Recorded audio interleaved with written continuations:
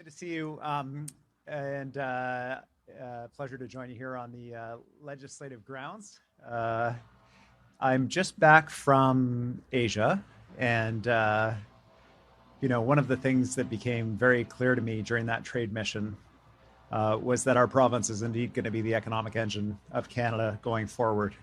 And right now I'm meeting with my colleagues in cabinet about how we ensure that government is positioned to be able to fulfill that responsibility that we have to the rest of the country.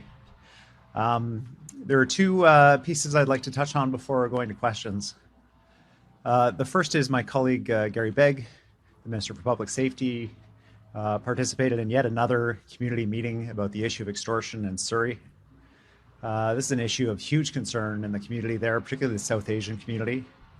It's an issue of concern in Alberta and Ontario as well. There are allegations that gangs in India are operating here in our province and in other provinces to intimidate and extort business owners.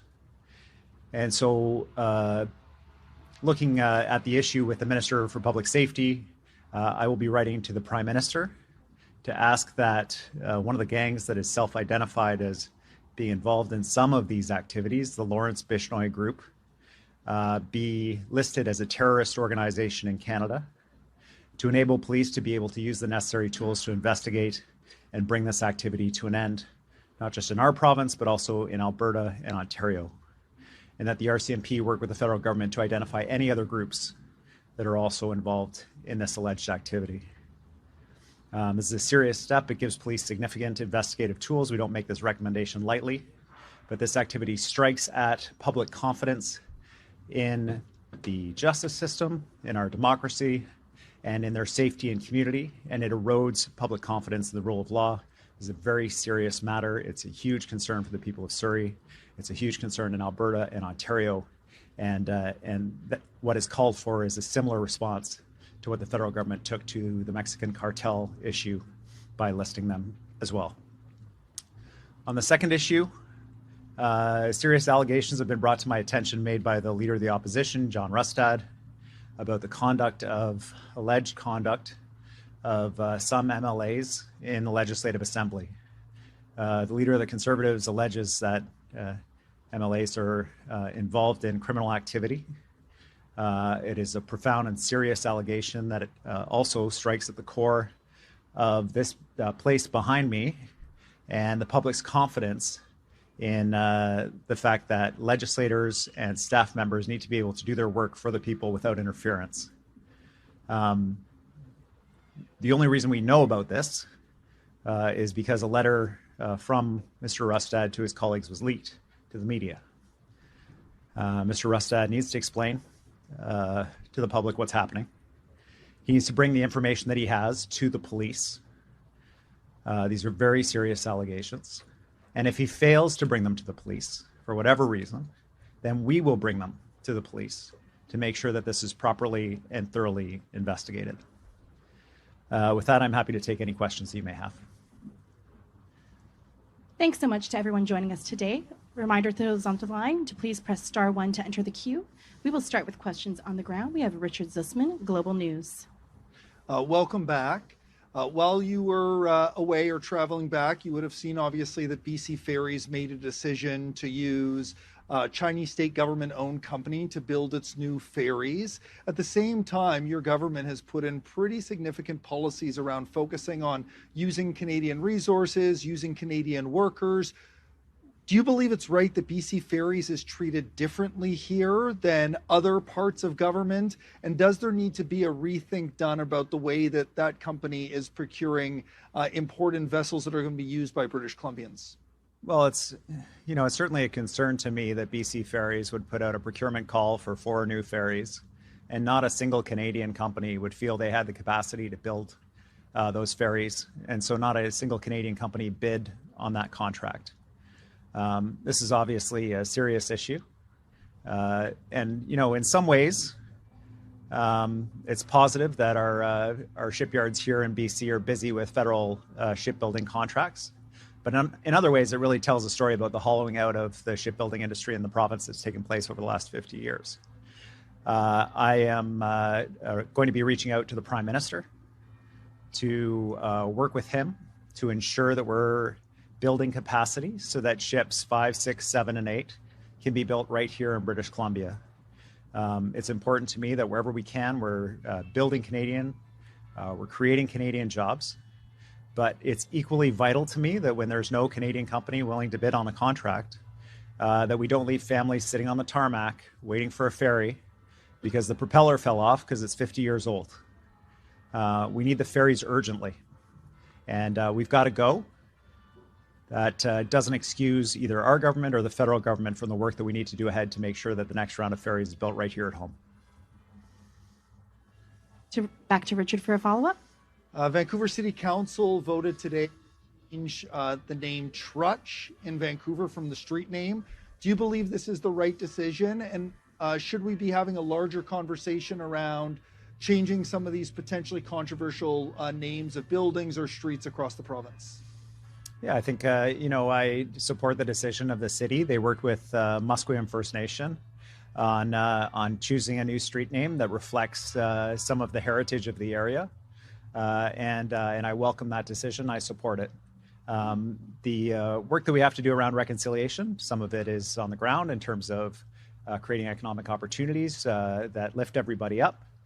Some of it is about preserving language and culture, and some of it is about addressing longstanding grievances of Indigenous people, including that people like Mr. Trutch were held up while their own heritage was suppressed. Alec Lazenby, Vancouver Sun. Back to BC Ferries, you said that you're going to do everything possible to make sure that ships 5, 6, 7, and 8 are built in British Columbia, but there's been smaller ferry shipyards that have said that they can create a consortium to build the boats here in BC. What's your response to that call, and what's your response to unions who, raised the concerns with you at a provincial council meeting this weekend in terms of how the government has handled this contract? Yeah, well, I share the concerns of people that I want to see ferries built right here at home. And if not in British Columbia, at least in Canada. And so there's work ahead for us in the federal government. But BC Ferries went through a 5-year procurement process, which I struggle to understand 5 years, but that's what happened. Not a single Canadian company or consortium bid on those ferries. And as a result, unfortunately, the ferries aren't going to get built here at home. That's a serious issue. We got work ahead to deal with that. But an equally serious issue for people who are ferry dependent is the fact that we desperately need those ferries. And we need a lot of ferries. And so the work has to continue. And I won't ask families to sit around with the dog sweating in the car for a forced sailing wait because the ferries are down on a long weekend for the amount of time that's required to get a 50-year deficit in ferry building reconstructed. We're going to work with the federal government going forward. We're going to make sure that the next boats are built right here at home, and we're going to support ferry-dependent communities in getting the ride that they need on our marine highway right here in British Columbia. Alec, for a follow-up. Yes, for my follow-up, I just wanted to go back to your comments on the allegations brought forward by John Rustad. You say that, if he doesn't go to the police, you will with the things that he alleges in the letter. Can you comment further on what crimes you think were committed here and exactly the nature of those allegations? Well, I'm in the same position everyone else is who's seen the letter. Mr. Rustad alleges variously blackmail and intimidation against unnamed individuals directed at least towards his staff and perhaps towards other people. These are serious allegations when you're talking about the democratic process, and he needs to bring it forward to police. If he's unwilling to do so, for whatever reason, we're prepared to take that step because the public needs to have confidence that that's not happening in our legislature. Wolf Deppner, Canadian Press. Yeah, hi, good afternoon. Thank you for taking my question. Back to the BC Ferries issue. So Bill 7, Bill 14, Bill 15, all managed by all accounts to alienate some key constituents of your parties, some key coalition members, environmentalists, First Nations, and so on. This issue appears to have alienated unions now.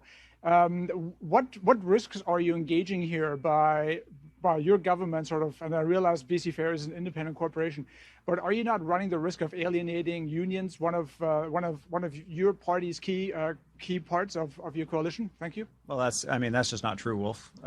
We work very closely with the labor movement, as you know, to create good, high-quality, family-supporting jobs here in British Columbia. And we share the concerns, frankly, of labor leaders who have expressed that they are dismayed, to say the least, that the ferries are not getting built, at least in Canada, if not in British Columbia. But we didn't have a single Canadian company bid on the contract. And so that reality is what we need to address and will address, I hope, in partnership with the federal government. At the same time, we need to keep people moving here in the province, and that's what we're going to do. Wolf, for a follow-up. Yes, thank you. Back to the extortion issue. Can you comment on how familiar you are with these issues? In other words, have you been told how extensive the extortion issue is in BC? And can you sort of comment on sort of the largest security implications of this? Thank you. Well, I know that the issue is sufficient that there were 300 people at a weekend meeting to hear from the public safety minister and police about this. I think it's important that anyone with information comes forward. I'm not aware of the intimate details of the police investigation, which is underway, and rightly so, it taking place independent of government. But I certainly hope that they're making progress. We're told that there's a federal coordinating task force working on this across the 3 provinces affected. It's of urgent importance, and clearly, in my opinion, given the anxiety in the community and the allegations continuing to come forward, they need additional tools to respond to the fact that this is transnational organized crime. This is more in the nature of terrorism than it is traditional crime. The community is terrified, and action needs to be taken. And so we're hopeful that by asking the Prime Minister to take this step, that he will in fact list this organization and any others involved, and give police additional tools to advance their work on the ground. Anaïs Alboujadani from Radio-Canada.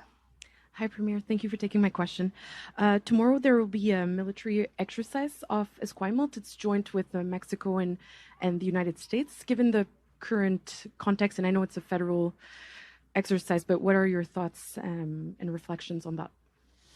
Yeah, I mean, I don't think there's a British Columbian that's not watching the news with a growing sense of unease about the escalation and conflicts around the world, the activity of countries like Russia. And it has caused a revisiting by all of us about how we secure ourselves as Canadians, how we ensure that we can stand on our own 2 feet militarily, secure our borders, and make sure that we're protecting Canadians, but also playing our part in larger coalitions. And so the work ahead is serious. I'm supportive of the Prime Minister's step to increase military funding. That'll, first of all, support military families that have been scraping by for too long. They should be recognized for the work they do. But secondly, by ensuring that we're providing the infrastructure that we need for defense, we'll be able to improve our sovereignty, but also grow our economy in key aspects that'll benefit British Columbians as a marine province. So certainly I welcome the work that's underway. We're going to need to continue to cooperate with the United States. But we also need to recognize that we also need to stand on our own 2 feet when it comes to defense. And I'm glad the Prime Minister is taking the steps that he is. Anaïs, for a follow-up. In over a month, there will be a premier meeting in Ontario. I was wondering if you're going to join it, what kind of discussions you already feel about it, and perhaps like national identity follow-up. We're heading towards Canada Day. Your thoughts as well as what kind of celebrations you're hoping to see in Victoria and across the province. Yeah, we've got a big celebration of Canada Day coming up. We got the big flag here on the legislature. I think this year's celebrations will be particularly meaningful for Canadians from coast to coast to coast. And I know for myself and my family will be out celebrating, hopefully in the sun, not always guaranteed in our home of Vancouver, but looking to celebrate with other Canadians, our amazing country, and how proud we are of it. In terms of the meeting with the premiers that are taking place in Ontario, I'm hopeful we'll be able to advance our conversations about economic corridors, about eliminating internal trade barriers. I hope that Ontario and Quebec join the New West Partnership in terms of free trade. I hope that we're able to support each other on major projects to keep our economy moving and grow our economy despite threats from the US and from President Trump. There's a lot of anxiety in British Columbia in the forest sector right now about duties that are coming on and how they are going to seriously impact the timber sector here. We need to keep pushing forward to grow our economy, to ensure that we fulfill our responsibility to be the economic engine of the new Canada that we're building together. And that'll be part of the conversation I'll be having with premiers in Ontario. Mark Page, Black Press. Hi, Premier. Thanks for taking my question.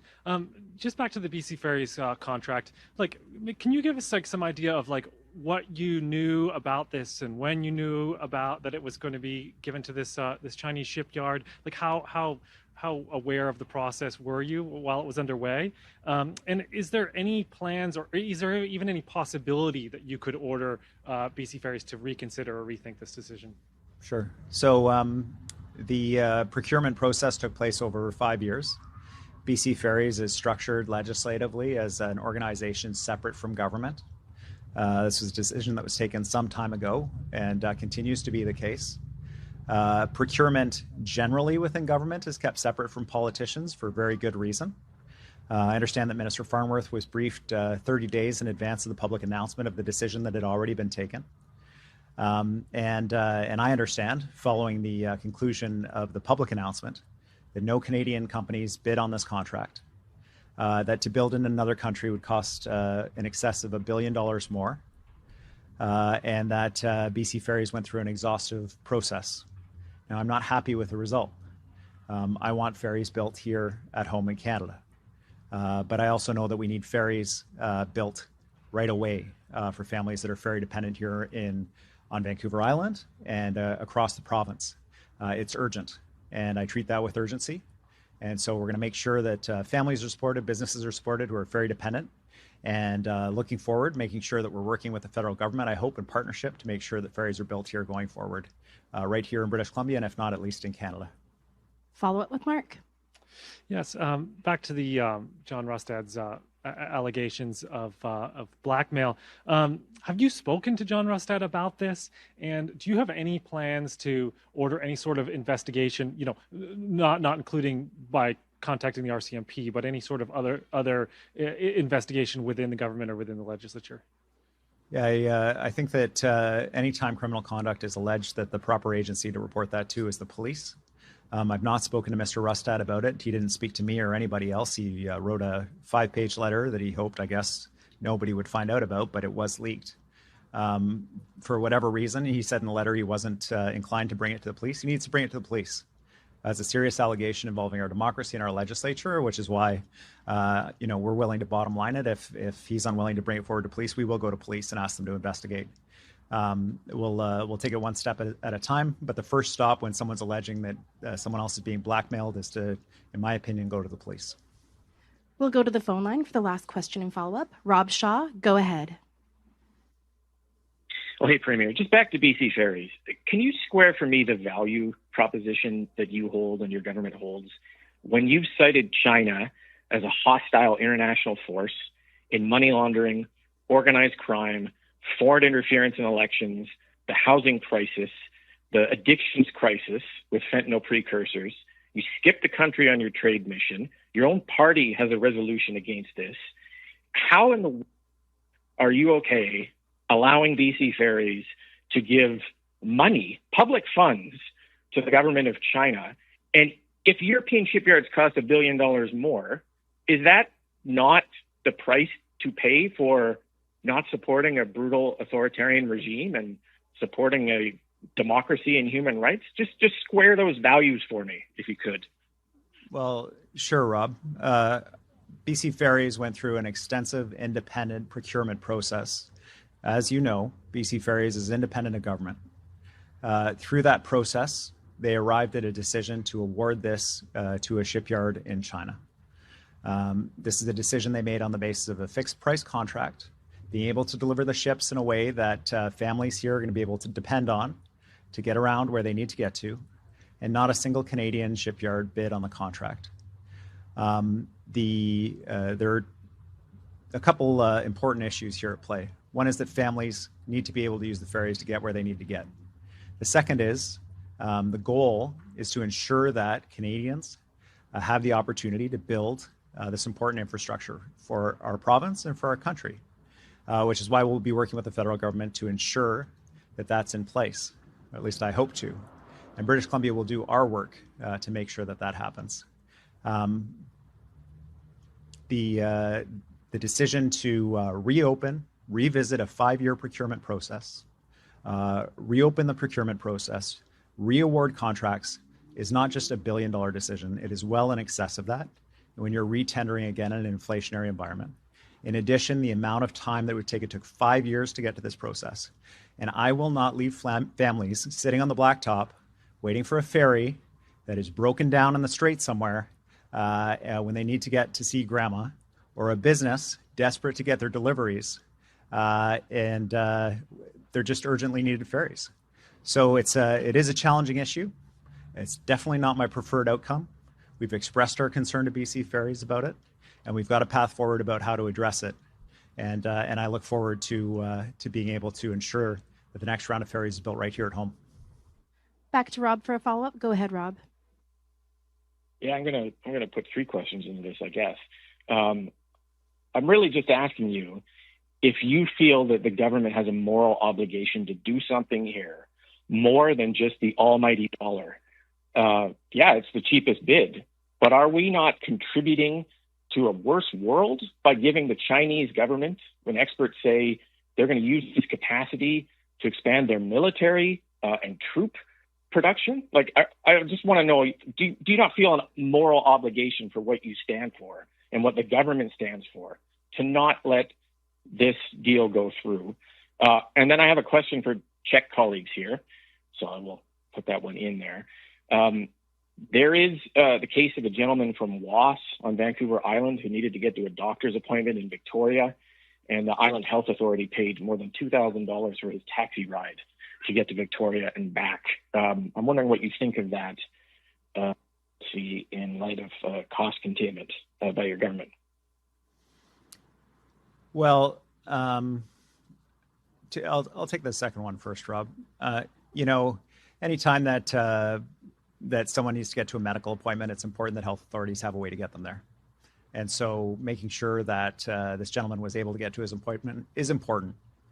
Sometimes bureaucracies like health authorities have very rigid rules that don't accommodate the nuances for an individual situation. I understand this man had a friend who was willing to drive him for the mileage, and the health authority wasn't able to accommodate it. Certainly an opportunity for us to look at in terms of maybe there's some way to be able to facilitate these kinds of arrangements. But at the end of the day, I'm glad he got to his appointment. And I hope the health authority has a look at it to see if there's some savings.